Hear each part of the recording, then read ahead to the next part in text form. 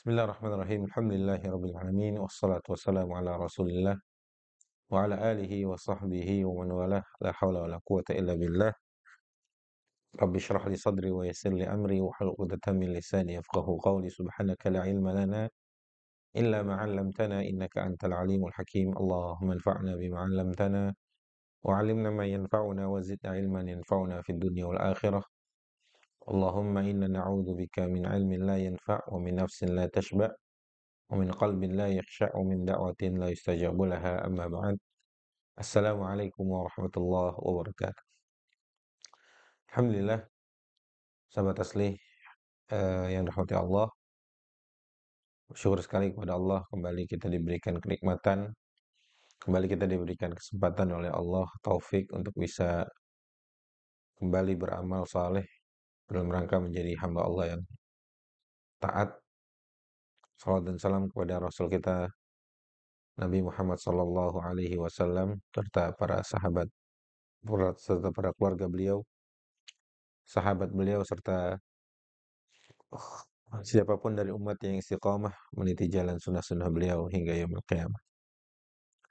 Alhamdulillah, di kesempatan kali ini masih dalam pembahasan tentang atau kajian kitab Ad-Da' wa Dawa karya Imam Ibnu Qayyim Al-Jauziyah rahimahullahu taala, yang di kesempatan yang lalu juga kita telah bahas beberapa dampak dari orang-orang yang terjangkit cinta kepada sesuatu, usyaq as-suwar, kepada orang-orang yang cinta kepada fisik, tampilan dan lain sebagainya.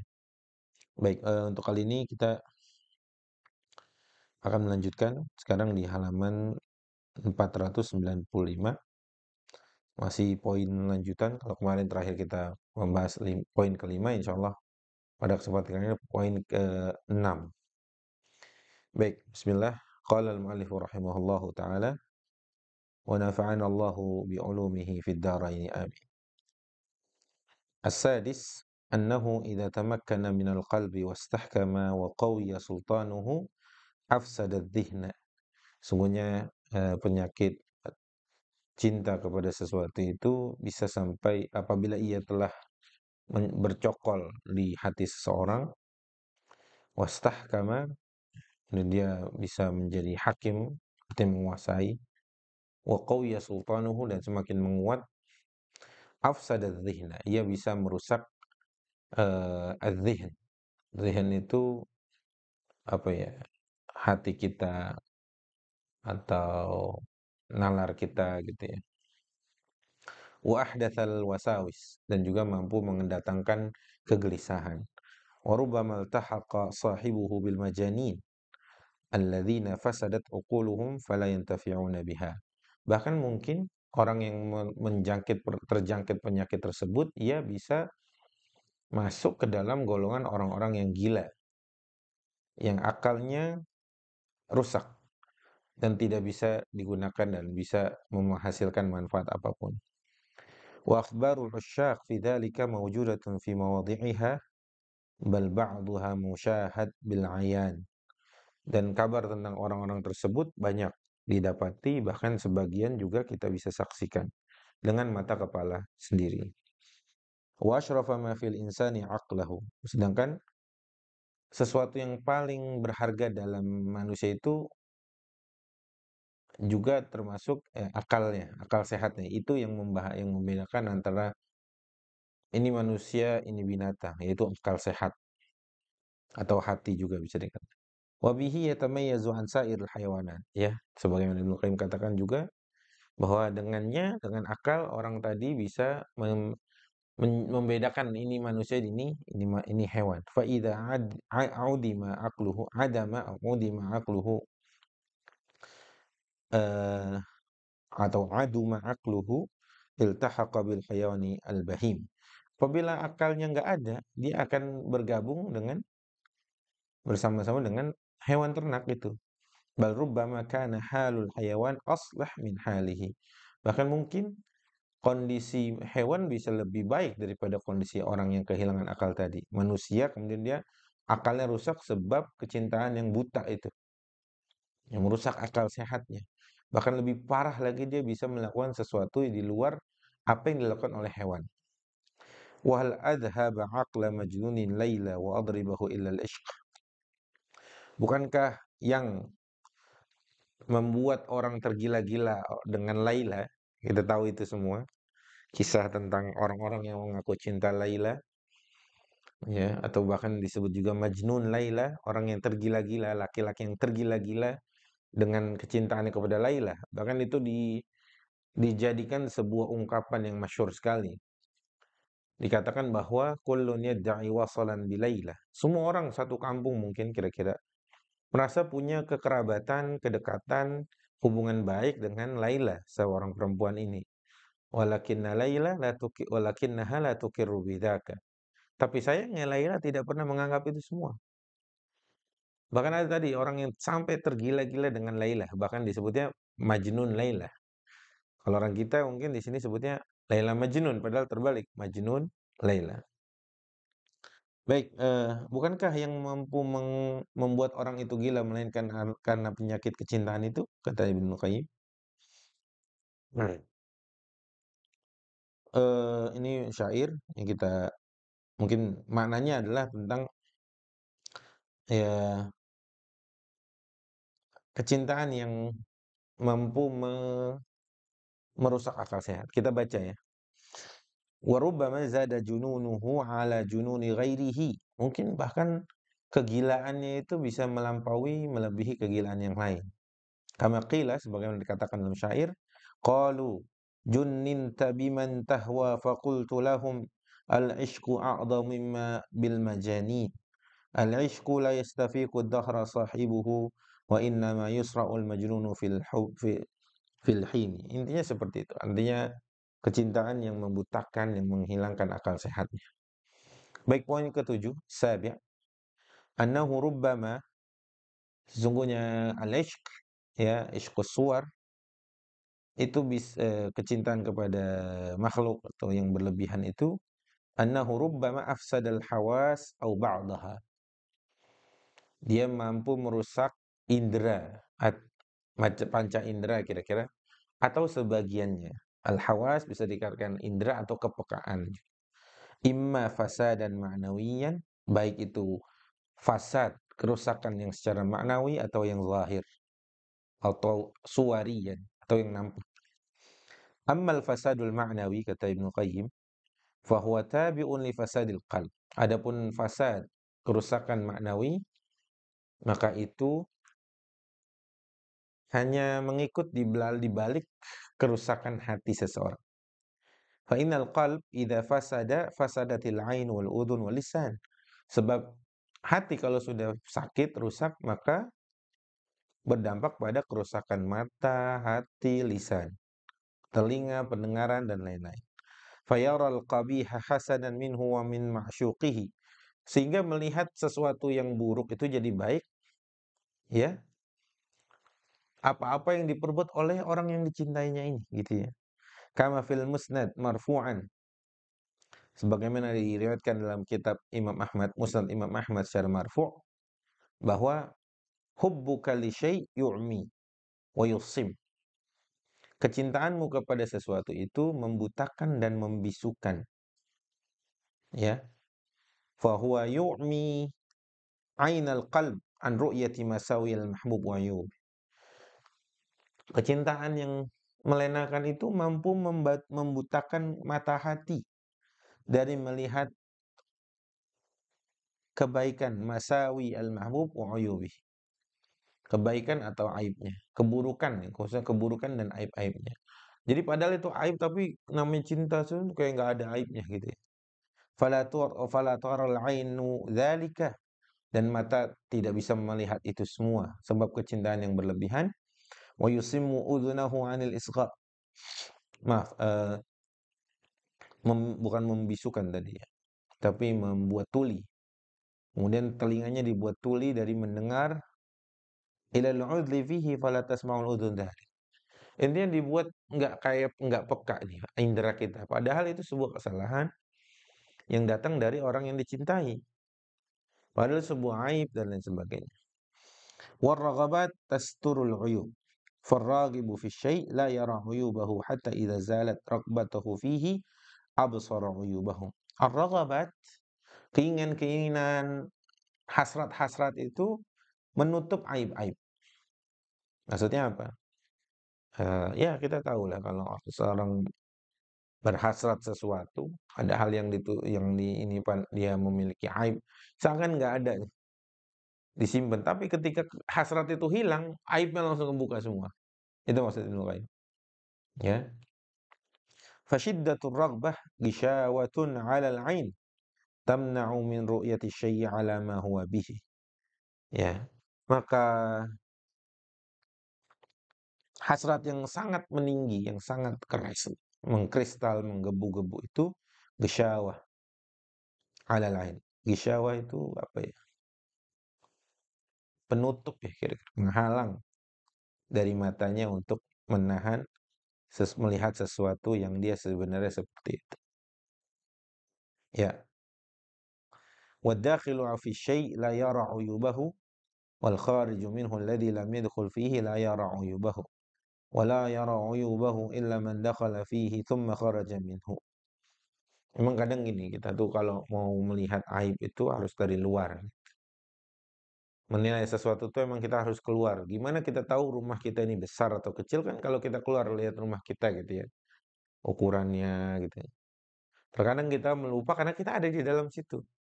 Sehingga aib-aib atau ya aib katakan karena ini babnya atau konteksnya adalah berbicara tentang sesuatu yang dicinta.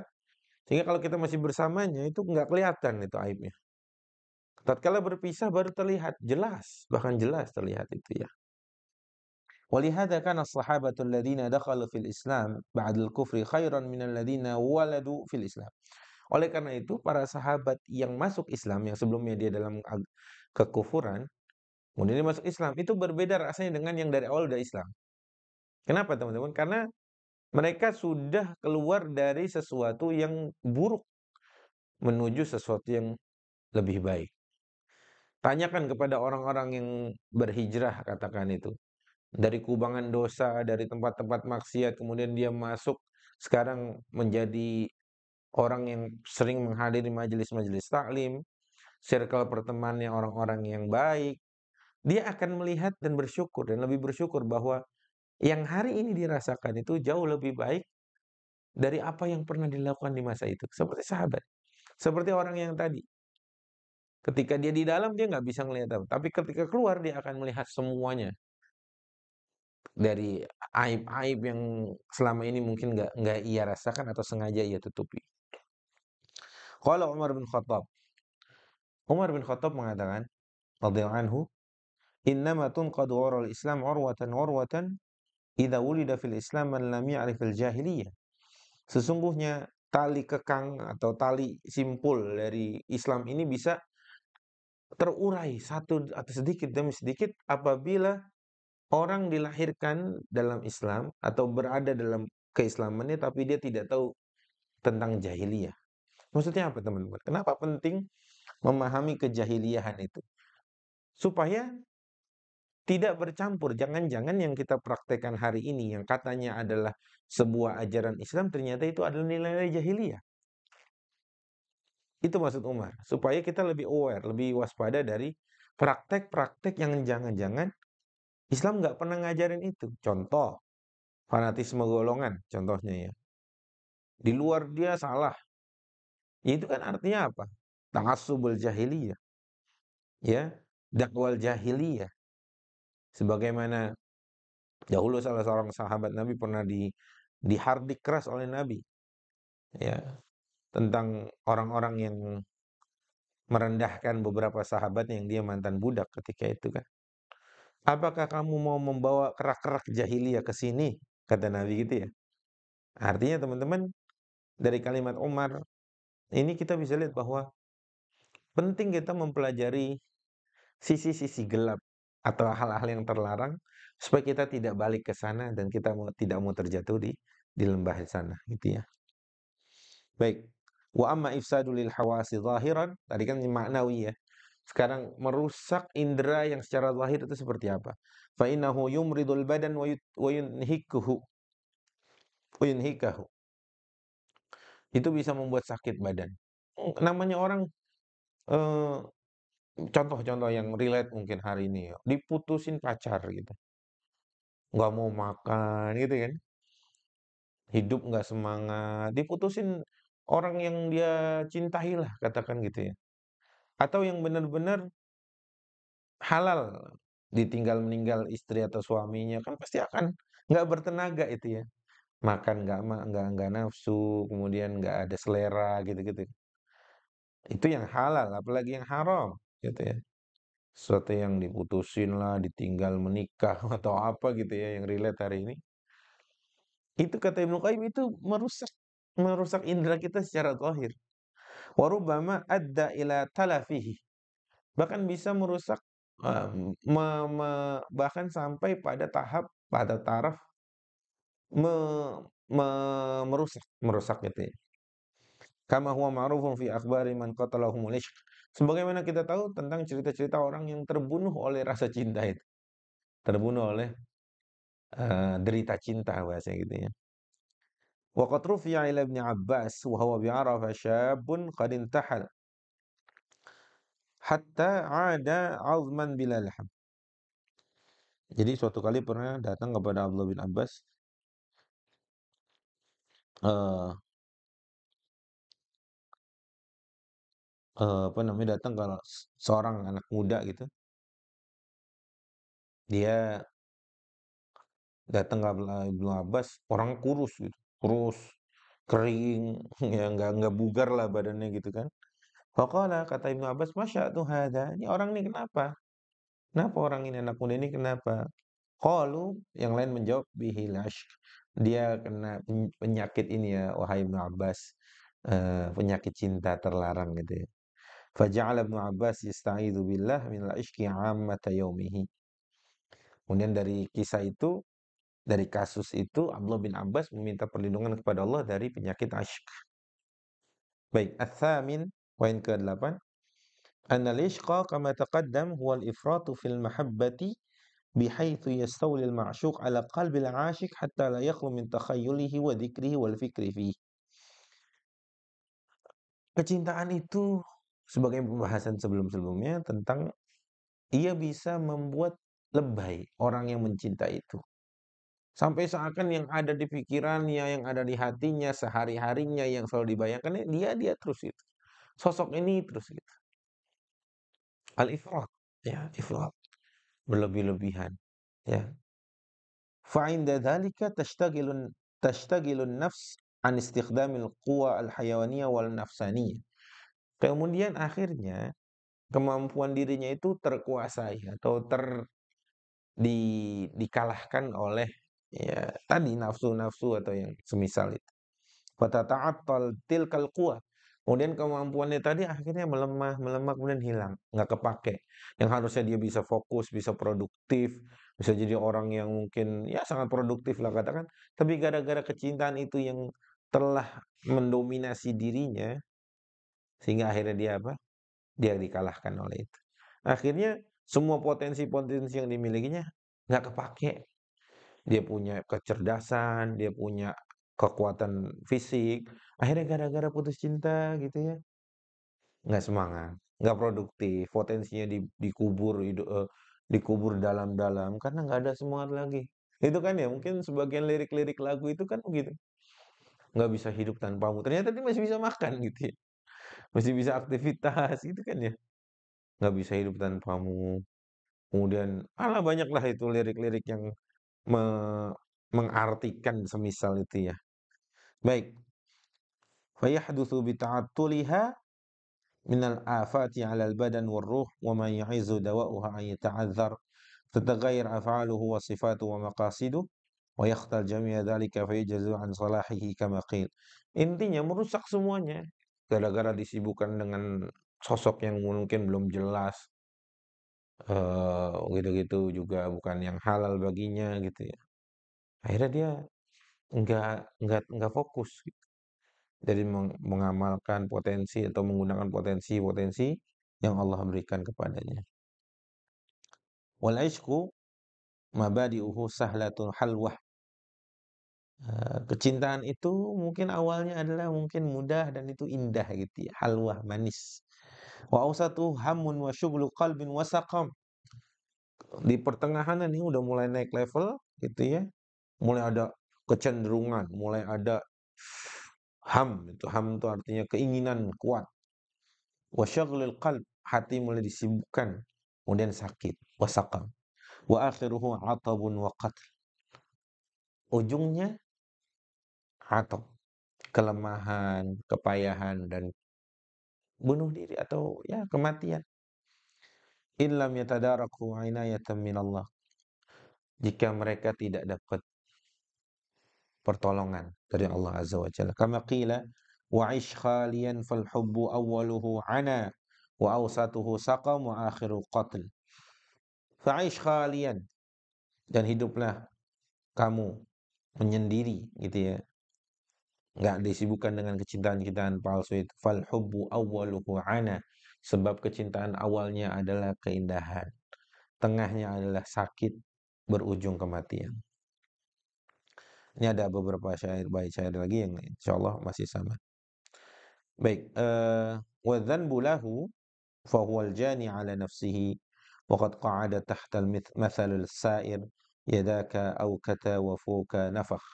Intinya teman-teman, di pembahasan kita kali ini adalah beberapa poin yang kita sebutkan tadi menurut Ibnu Qayyim adalah hal-hal yang mampu merusak, cinta yang mampu merusak beberapa hal.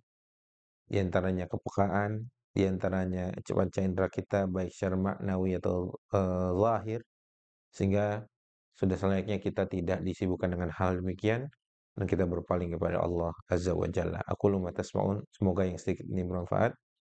Wallahu taala alam wa sallallahu ala sayyidina Muhammadin wa ala alihi washabbihi wa tabi'in wa man tabi'ahum bi ihsanin ila yaumiddin. Wassalamualaikum warahmatullahi wabarakatuh.